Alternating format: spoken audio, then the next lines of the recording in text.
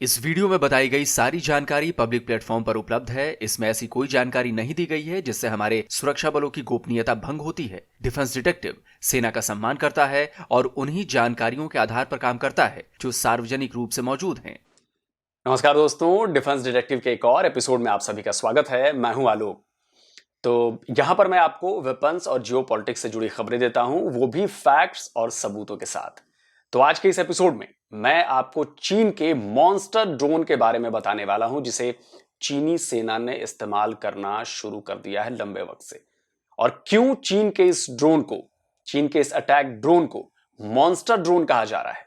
युद्ध के वक्त ये क्या क्या कर सकता है और इसकी खासियतें कौन कौन सी हैं, खूबियां कौन कौन सी हैं, इसकी पूरी डिटेल आज मैं आपको देने वाला हूं। और साथ ही चर्चा इस बात पर भी होगी कि भारत के पास इस ड्रोन की काट क्या है और क्या चीनी ड्रोन आर्मी को टक्कर देने के लिए भारतीय सेना का ड्रोन वॉरफेयर कैपेबल है। जैसे जैसे तकनीक विकसित हो रही है, लड़ाई के मैदान के समीकरण भी बदल रहे हैं और इसे सबसे ज्यादा अगर किसी ने बदला है तो वो हैं ड्रोन्स। फिर वो चाहे इंटेलिजेंस गैदरिंग का काम हो, सर्विलांस का काम हो या फिर रेकॉन ऑपरेशंस हो, ड्रोन्स अब सुरक्षा और जंग के लिए सबसे अहम मशीनों में एक हो गए हैं। इसराइल और अमेरिका ड्रोन टेक्नोलॉजी में बहुत आगे हैं, लेकिन यह भी मानना पड़ेगा कि चाइना ने भी ड्रोन वॉरफेयर पर जबरदस्त काम किया है। भारत इसमें कहां है, इसकी भी बात करेंगे, लेकिन उससे पहले चीन के उस ड्रोन की बात करते हैं जिसने पूरी दुनिया को हैरान कर दिया है। ये जो तस्वीर आप देख रहे हैं वो चीन के उसी ड्रोन की है जिसे मॉन्स्टर ड्रोन कहा जा रहा है। इसका नाम टेंग्योन TB001A है। एक तरह से आप समझ लीजिए कि जिस तरह एयरफोर्स में हैवी बॉम्बर्स होते हैं, उसी तरह यूएवी सेगमेंट में ये हैवी बॉम्बर ड्रोन है। और ये जो तस्वीर है उसके heavy bomber missile truck mode की है। ऐसा इसलिए है क्योंकि आप इसके वेपन लोड को देखिए। इसमें 12 मिसाइलें लगी हैं, 5 राइट विंग पर, 5 मिसाइलें लेफ्ट विंग पर और 2 मिसाइलें बीच में फ्यूजलाज पर। इससे आपको समझ में आ गया होगा कि चीन के इस मॉन्स्टर ड्रोन की फायर पावर कितनी है, क्योंकि अभी तक इतनी बड़ी संख्या में मिसाइलों से लैस ड्रोन गिनती के हैं। देखिए, चीन की तारीफ इसलिए नहीं बनती कि उसने ऐसा ड्रोन बना लिया है, बल्कि इसलिए भी बनती है क्योंकि TB001 ड्रोन को साल 2017 में पहली बार सामने लाया गया था। उसके करीब 3 साल बाद साल 2020 में इसके 3 इंजन वाले वेरिएंट को चीन सामने लेकर आ गया और साल 2021 में इसने चीनी आर्मी में सर्विस देनी भी शुरू कर दी है। इसके बारे में दावा किया गया है कि सिर्फ 6 महीने में ही जो ये तीसरे 3 इंजन वाला वेरिएंट है उसे डेवलप कर लिया गया। चलिए मान लीजिए कि इतनी जल्दी डेवलप करने का दावा झूठा भी हो, लेकिन ओवरऑल अगर बात करें तो 5 साल में चीन ने TB001 ड्रोन को फुल्ली डेवलप कर लिया है, सिर्फ 5 साल में। TB001 medium altitude long endurance drone है। इसमें 3 इंजन लगे हैं, दोनों विंग्स पर एक एक इंजन और पीछे टेल में एक इंजन। इसे ट्विन टेल्ड स्कॉर्पियन के नाम से भी जाना जाता है। कहा जाता है कि चीन ने इसका डिजाइन अमेरिकी कंपनी लॉकहीड के P-38 लाइटनिंग फाइटर पर बनाया है। P-38 लाइटनिंग फाइटर जेट का इस्तेमाल वर्ल्ड वॉर 2 में किया गया था। अमेरिकी एयरफोर्स से इसे साल 1949 में रिटायर कर दिया गया था, जबकि होंडुरस की एयरफोर्स में ये साल 1965 तक इस्तेमाल होते रहे हैं। आप देख सकते हैं कि चीनी ड्रोन TB001 का डिजाइन इससे बहुत ज्यादा मेल खाता है।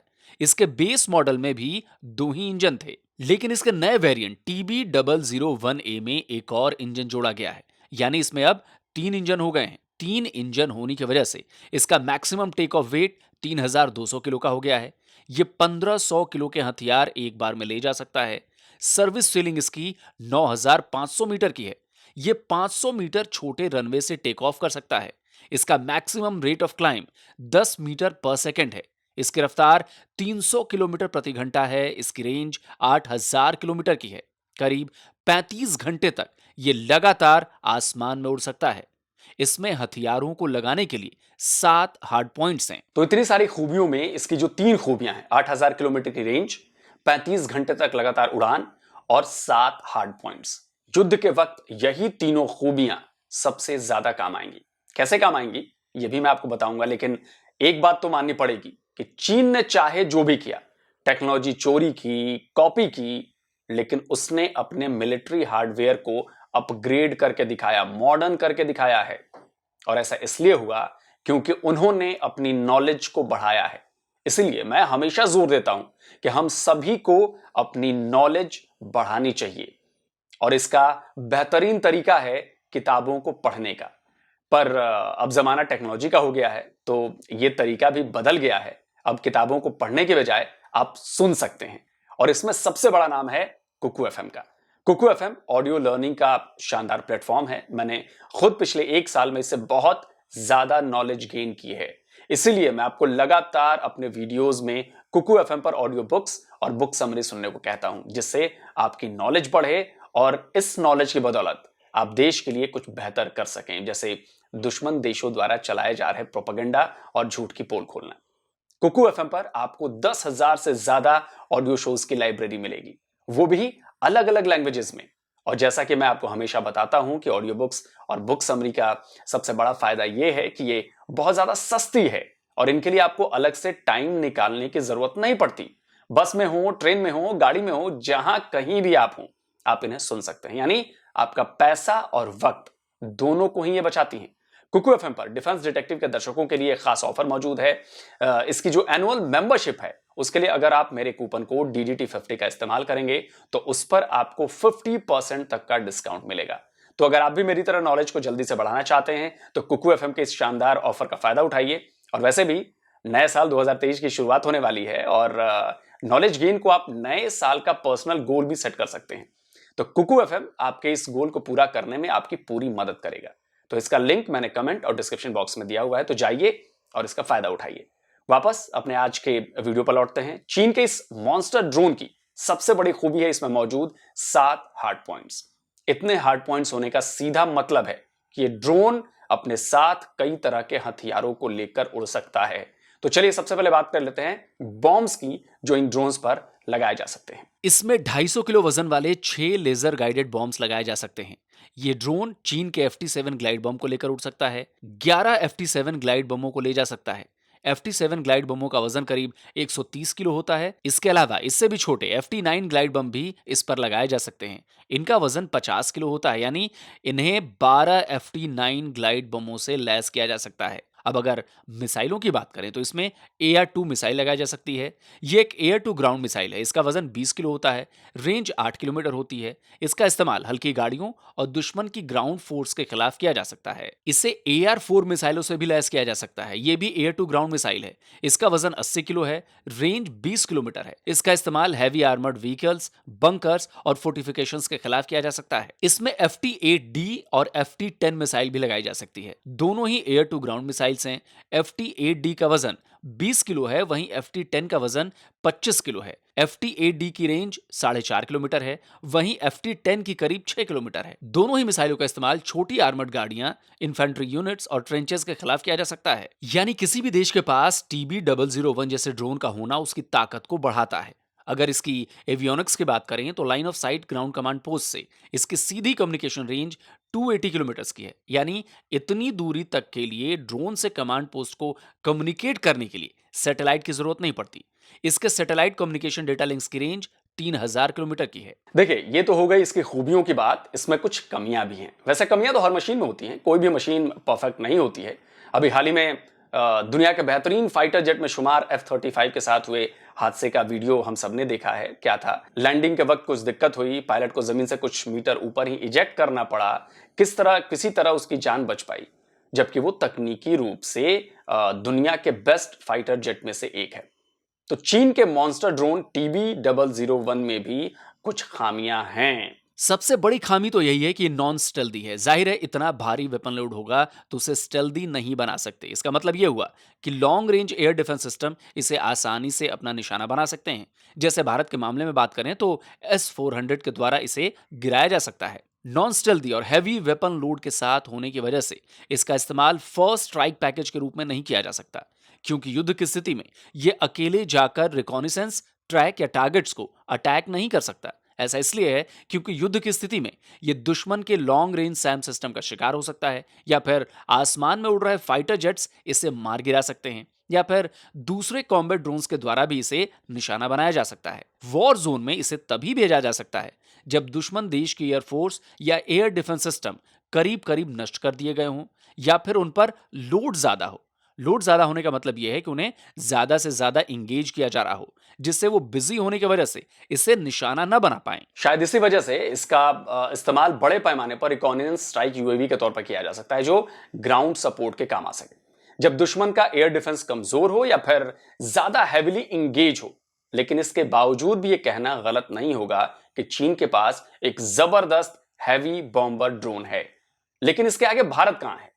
सुनने में खराब लगेगा, लेकिन सच यही है कि चीन की अटैक ड्रोन कैपेबिलिटी के आगे हम कमजोर हैं। आईएसआर यानी इंटेलिजेंस, सर्विलांस और रिकॉनिसेंस मिशन के मामले में भारतीय सेना के पास दुनिया के बेहतरीन ड्रोन्स मौजूद हैं। इसमें इजराइल से लिए गए हेरॉन और सर्चर मुख्य ड्रोन्स हैं। साथ ही अमेरिका से लिए गए कुछ सी गार्डियन ड्रोन्स भी लीज पर लेकर हम ऑपरेट कर रहे हैं। यानी आईएसआर मिशंस में तो हमारी सेनाएं चीन के साथ बराबरी पर खड़ी हैं। लेकिन सबसे ज्यादा कमी है अटैक ड्रोन्स के मामले में। पिछले लंबे वक्त से अमेरिकी MQ-9B रीपर ड्रोन्स को खरीदने की बात चल रही है, लेकिन अभी तक ये ड्रोन्स भारत को मिल नहीं पाए हैं। 30 ड्रोन लिए जाने हैं, जिन्हें 10-10 की संख्या में आर्मी, एयरफोर्स और नेवी को दिया जाना है, पर ये कब आएंगे इसका कोई अता पता नहीं है। वहीं साल 2018 में सरकार ने इजराइल से 10 missile armoured heron TP drones खरीदने की मंजूरी दी थी। ये $400 मिलियन की डील थी। शायद कुछ ड्रोन्स डिलीवर हो चुके हैं, कुछ बाकी हैं। इसके बारे में ज्यादा क्लियरिटी नहीं है, क्योंकि ड्रोन्स के इस्तेमाल के मामले में हमारी तीनों सेनाओं के भीतर से बहुत ज्यादा जानकारियां नहीं निकल पाती हैं। लेकिन तब भी हमें यह पता है कि अटैक ड्रोन्स के मामले में हम चीन के आगे कमजोर हैं। देखिए, ये स्वीकार करने में कोई बुराई नहीं है कि हम कहां पर कमजोर हैं, क्योंकि इससे हमें मजबूत बनने में मदद मिलेगी। और हम सब ये अच्छी तरह जानते हैं कि चीन के साथ हमारी तनातनी बढ़ती जा रही है और आगे चलकर ये युद्ध में नहीं बदलेगी, ये भी नहीं कहा जा सकता।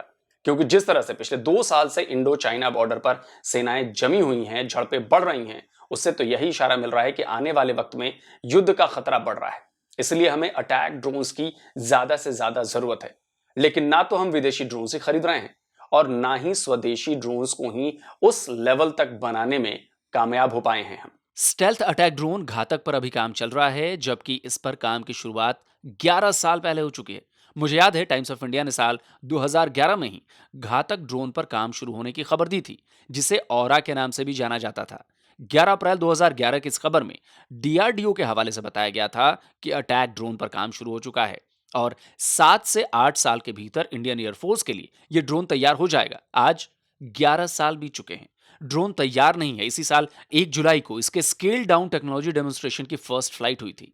फुल स्केल प्रोटोटाइप की फर्स्ट फ्लाइट के बारे में कहा जा रहा है कि शायद साल 2025 में हो। यानी प्रोटोटाइप ही 2025 में आएगा। फिर कब ऑर्डर दिए जाएंगे, कब सीरियल प्रोडक्शन शुरू होगा, इसका कोई ठिकाना नहीं है। एक नॉन स्टेल्दी ड्रोन रुस्तम पर भी काम चल रहा है। रुस्तम 1 की फर्स्ट फ्लाइट नवंबर 2009 में हुई थी। उसके बाद रुस्तम 2, जिसे हम तापस के नाम से अब जानते हैं, उसकी फर्स्ट फ्लाइट नवंबर 2016 में हुई थी। लेकिन अभी तक उनकी टेस्टिंग ही चल रही है।